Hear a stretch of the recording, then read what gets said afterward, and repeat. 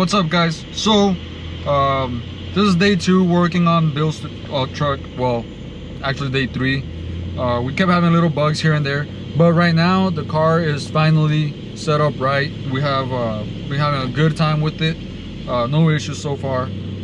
So the first time the car came in, we had the wrong map sensor. Obviously this was stated before. Then as we were doing pulls, the belt started slipping. So it was the used belt from the supercharger kit he bought used, and that really killed our power.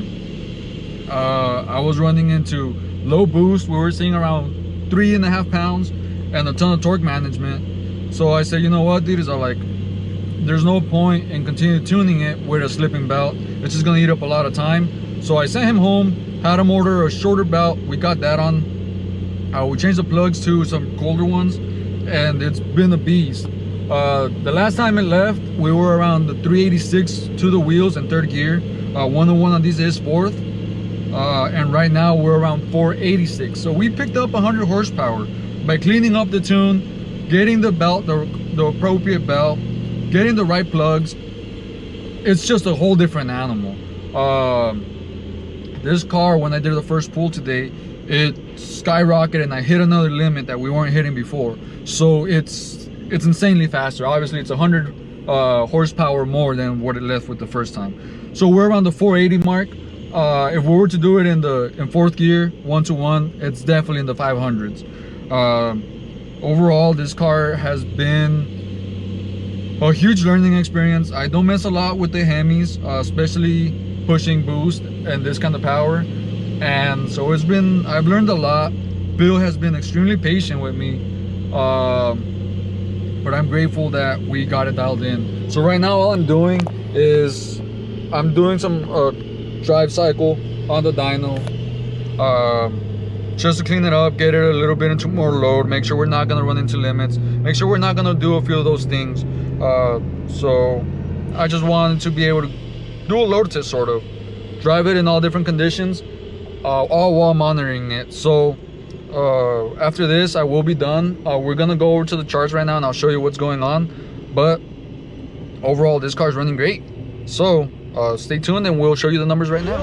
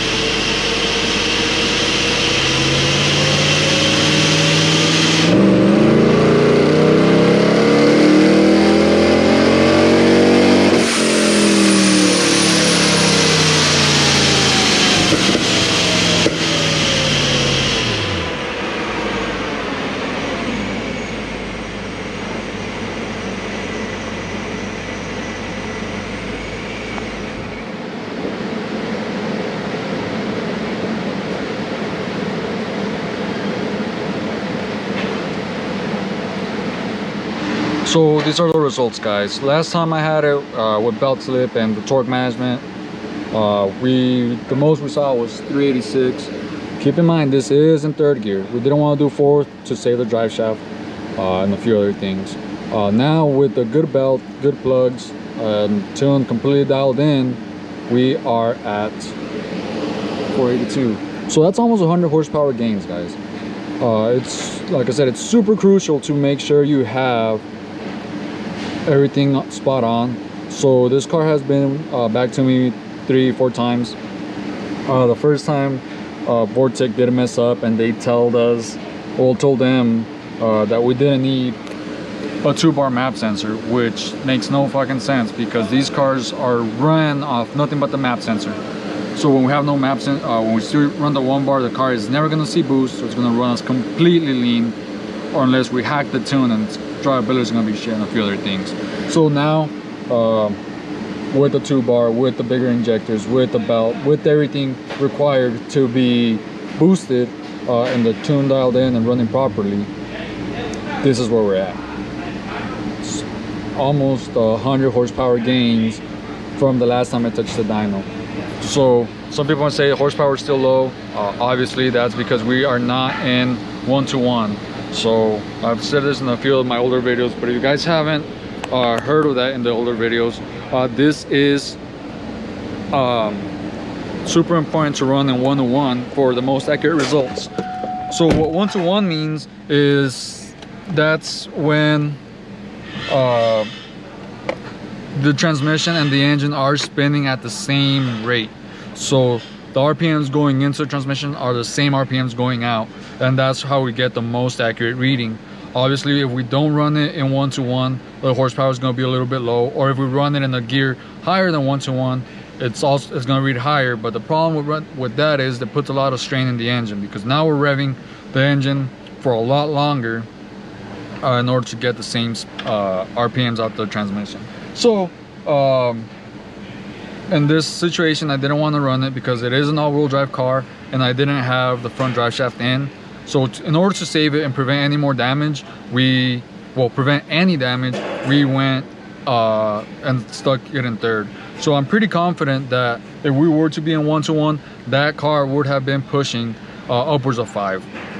Because I was seeing 481, 486 is what the dyno most spat out, but the smoothing factor did smooth that out, so we don't have a lot of the pickups. And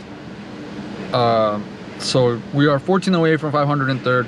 I'm pretty positive we would have seen the 500 plus in fourth. So the other thing is, this car was completely stock. All it has were mufflers, but from there on it's all stock manifolds. I think it still has all 4 cats.